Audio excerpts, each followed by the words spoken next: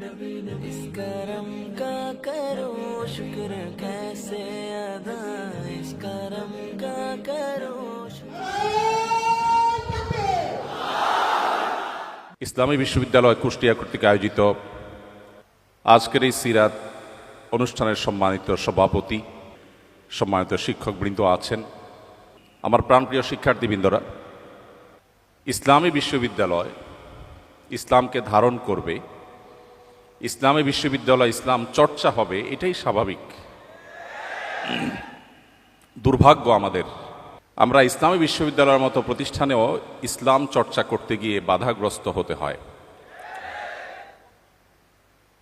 আমি কোনো এক ইসলামী বিশ্ববিদ্যালয়ের প্রোগ্রামে যখন আমাকে বসিয়ে রেখে মিউজিকের উপস্থাপন করা হয়েছে, আমি সেখানে কর্তৃপক্ষের সামনে বিনয়ের সাথে প্রতিবাদ করেছি এবং বলেছি, প্রতিষ্ঠানের নামের মধ্যে যখন ইসলাম রেখেছেন, তাহলে কাজের মধ্যে এই দ্বিচারিতা কেন হবে? আলহামদুলিল্লাহ, দীর্ঘ প্রতীক্ষার পরে হলেও ইসলামী বিশ্ববিদ্যালয় তার আপন রূপে ফিরেছে এবং সেখানে ইসলাম চর্চা করা যাচ্ছে। মহান রব্বে কারিমের দরবারে সেজন্য শুকরিয়া জানাচ্ছি। আলহামদুলিল্লাহ, শুকরিয়া জানাচ্ছি মাননীয় ভিসি মহোদয় সহ সংশ্লিষ্ট সকলকে, যাদের অক্লান্ত পরিশ্রমে আজকের এই প্রোগ্রাম এই পর্যন্ত এসেছে।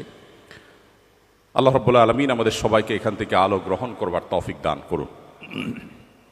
সম্মানিত উপস্থিতি, আমাকে যে বিষয়টিতে কথা বলতে বলা হয়েছে সেটি হলো বৈশ্বিক চ্যালেঞ্জ মোকাবেলায় রাসূলুল্লাহ সাল্লাল্লাহু আলাইহি ওয়াসাল্লামের সুন্নাহ। আল্লাহ রাব্বুল আলামিন বলেছেন, ওয়াযাক্কির ফাইন্না যিকরা তানফাউল মুমিনিন, তুমি স্মরণ করিয়ে দাও, কারণ স্মরণ করিয়ে দিলে ঈমানদারদের সেটা উপকার বয়ে আনে। প্রায় ১৫০০ বছর আগে যে মানুষটি পৃথিবীতে এসেছেন, পৃথিবী থেকে তিনি চলে যাওয়ার পর শত শত সহস্র বছর অতিক্রম হওয়ার পরও আজও তিনি প্রাসঙ্গিক। বিশেষ করে যখন আমরা কোনো সংকটে পড়ি, সেটা ব্যক্তি থেকে নিয়ে বৈশ্বিক পর্যায় পর্যন্ত, প্রত্যেকটা পর্যায়ে প্রতিটি সংকটে যাকে আমাদের সবচেয়ে বেশি স্মরণ হয় এবং যাকে স্মরণ করতে আমরা বাধ্য, তিনি আপনার আমার প্রাণের নবী মুহাম্মদ মুস্তাফা সাল্লাল্লাহু আলাইহি ওয়াসাল্লাম। পৃথিবী তার সংকটকাল নানা দিক থেকে অতিক্রম করছে।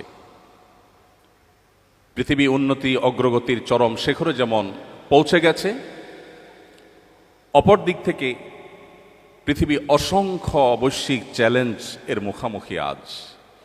সেই চ্যালেঞ্জ রাজনৈতিক এবং রাষ্ট্রীয় নেতৃত্বের চ্যালেঞ্জ। আজকের পৃথিবী